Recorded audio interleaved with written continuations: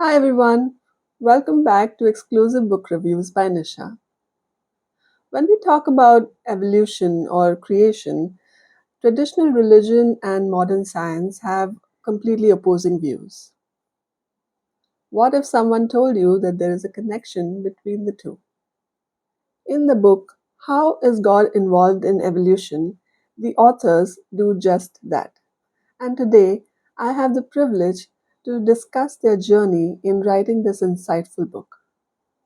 Let's welcome Joe Provenzano, his brother-in-law, Ron Morgan, and Joe's son, Dan Provenzano. So, hello, Joe, Ron, and Dan. It's an absolute honor to meet you all and discuss this amazing book you have co-authored. And I'm excited to start this interview. So, let's begin. Okay. So, how is God involved in evolution?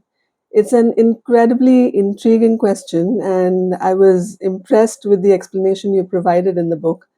For the benefit of our readers and our viewers, let's start with your main intention behind writing this book. What was it? It was to help people reconcile faith and science. This book is a short, non technical memoir describing what turned out to be a 50-year journey to get a deeper understanding about how God could be involved in evolution. By the end of the journey, we had developed a completely new approach to reconciling faith and science. And now it's time to share these ideas with others. We use an interdisciplinary approach, which can reveal insights that are sometimes otherwise not possible to see. And so truth is truth, and it really can't change from one discipline to the other. So we knew or felt that theology and science must agree. So even though this book is really, it's a totally non-technical, maybe I shouldn't say totally, but it's a non-technical story version of the more technical book that we published. But with these technical philosophical ideas, they can't really be proven right or wrong. So many times just delivering technical information is hard to get resonating with people. So we thought that telling our personal story on how we landed on these ideas, how we stewed over them for many years as a group, hopefully deliver our content more clearly, more appeal, more interesting, and more relatable. That's wonderful. It's really an interesting topic, and many have wondered about this. It's great that you have some interesting answers for us. My next question is, many theologians and physicists have attempted to provide satisfactory answers about God and evolution and to reconcile the theory of God's creation with evolution. How is your book different? Yeah, there's many good books out there. And, but frankly, most scientists, they're not as open-minded to discuss physical and non-physical interactions that we believe are clearly happening at the quantum level. What I mean to say is that most scientists out there, they're simply pure reductionists.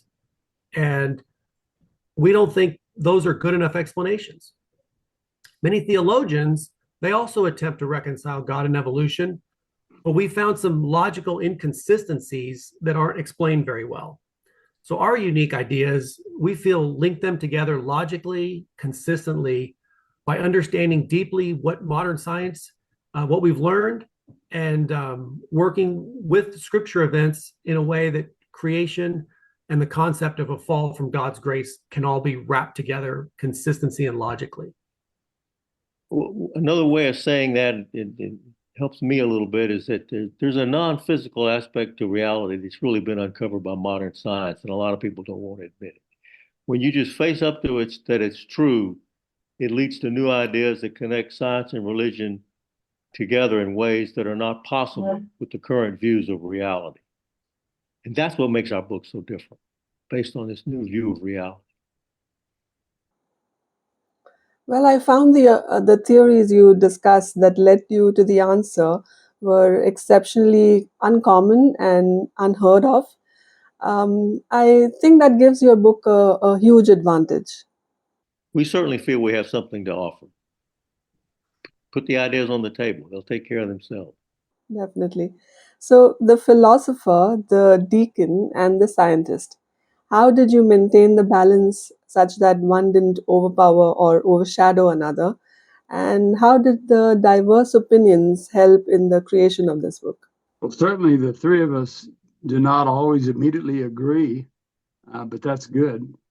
But we have this chemistry where we can really stay focused, and we're not easily distracted.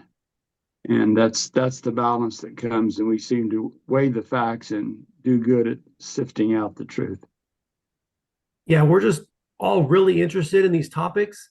And some of our own diversity led to these interdisciplinary connections. My dad, Joe Pro, here, he's got a degree in physics, a minor in philosophy. He wrote several philosophy books over the years, one of which addresses how to extract a morality based purely on evolution. Ron Morgan here studied scriptures, went on to become a deacon. And so he was looking at morality from a religious lens, a different, coming at the same problem from a different way. I got interested in physics also. I got a PhD along the way. And as I studied quantum mechanics, I was increasingly just unimpressed with how scientists were favoring a physical explanation of reality at the expense of logic. But I searched more for a logical explanation and landed on a reality that turns out to be what we call not so physical. And of course, we explain that in the book. But to answer your question, even though we're family and we've circled these concepts from different backgrounds and kind of mashed them together. Sometimes it wasn't pretty, sometimes it was. And here we are. Well, I believe a book of this nature requires not just extensive research, but also different perspectives that add a layer of authenticity to it. So it helps readers of different beliefs relate to and be more accepting of the ideas being presented. So I think you guys did a great job with that. I know that Dan joined in much later, but your research into this book, into this topic, began about 50 years ago, and that's a really long time and very impressive. What kept you motivated to, keep pushing forward for over half a century? Well, we really did want a better answer, more insights into the question of God and evolution. We just weren't satisfied. Every one of them had something wrong with it. We looked at everything we could find. And even now, we feel like scientists and the theologians are just not open-minded enough. They're both kind of focused in their realms and they don't talk to one another. The physicists, as Dan pointed out, are not really wanting to acknowledge the non-physical aspects. The theologians also are not as open-minded because they haven't picked up on a lot of the findings of modern science and pursued them St. Thomas and some of the great philosophers of the past didn't know about evolution and change of state. And those ideas need to be applied now. And so we just kept going. We just kept. Yeah, we were driven, relentlessly searching. And I got excited when I saw how science supported our model. So many dots started to get connected. And it must have been the spirit because we just never stopped searching. That is so impressive. Your relentless pursuit to find the answers. It just shows and proves your dedication and commitment to this great book. Without giving out too much, could you share a little bit about the fallen angel model that you discuss in the book? Scripture tells us that war broke out in heaven and some angels were expelled. And surely they would lose some of their order. And St. Thomas Aquinas referenced spiritual gifts that were lost. So they changed state when they left the supernatural realm. And scientists say that when our universe first appeared, it was in this lowest energy called entropy, low entropy, which is I meant to say low entropy, which is the highest order the universe has ever been in. So Pham links these two events together and proposes that the Big Bang occurred as a result of the fall. And the model just goes on to make so many connections in an interdisciplinary approach. We don't think could be possible otherwise. Yeah, like Ronnie said, from the moment of the Big Bang, the early universe was in such a non-physical state that even the laws of physics weren't formed yet. And that's where we think these connections and this magic was going on there. And eventually elementary particles were formed, and the material world became more physical. But the connection of what we call earlier not so physical, it also became a part of that. And this is consistently overlooked in modern thinking. Well, I'll be honest, I was amazed to read about this and found it very plausible. I'm sure our viewers and our readers will also agree with me. That goes on. That's just a little teaser there, but the fallen angel model is much more than that. What message do you expect readers will take away after reading a book? Well, we have these concepts of not so physical. We have the fallen angel model. These are out of the box ideas, and we think they can help many people resolve issues that they have between God and evolution.